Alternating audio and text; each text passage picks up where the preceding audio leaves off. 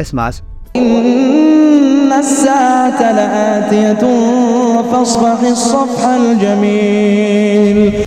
يحكيوا على أمير من الأمراء شد مجموعة أسرى وخذ قرار باش يقتلهم. غزر له واحد منهم وطلب منه يوكلهم ماكلة ويسقيهم الماء قبل ما ينفذ فيهم الحكم. والأمير ما كانش من العاكسين، جاب لهم ماكلتهم وشرابهم وقام معاهم بالواجب باش ما يتهموش الحاضرين بالبخل. الأسرى كلاو لين شبعوا وشربوا لين رواوا وعطشهم. بعد ما كملوا قام واحد منهم وقال: سمو الأمير ربي يطول في عمرك، احنا صحيح كنا أسرى عندك، أما توا ولينا ضيوفك وانت شوف شنو باش تعمل بضيوف. الأمر أمرك والحكم حكمك. أمير خمم شوية وقال: أنا سامحتكم وعفوت عليكم. من المفروض هذه هي أخلاق المسلم حتى مع أعدائه، خاصة وقت يكون هو في موضع قوة وهما في موضع ضعف. تقول الآية الكريمة: فاصفح الصفح الجميل.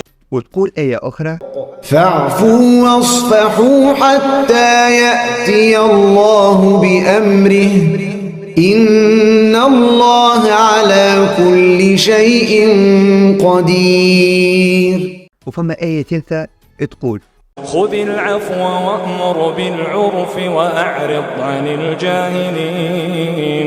وكيما تبين برشا آيات قرآنية وبرشا أحاديث نبوية يقعد التسامح من أهم القيم الإنسانية اللي يندرج تحت التراحم والمحبة والإحسان والصدق والنقاء. الصفح هو قيمة دينية وصى عليها ربي والرسول، هذاك علاش يلزمنا نزرعوها في قلوب الصغار والكبار، على خاطرها تساهم في تقويم المجتمع وتخلصوا من كتلة العقد والكراهية والبغض. والإنسان اللي تظلم أما رغم هذا يصفح صفح جميل ويصفي قلبه وما يردش الإساءة بإساءة كيفه، هو ركيزة الصلاح والأمل والأمان الأساسية في مجتمعنا. في وقتنا هذا قدشنا مستحقين وجود ناس كما هكا.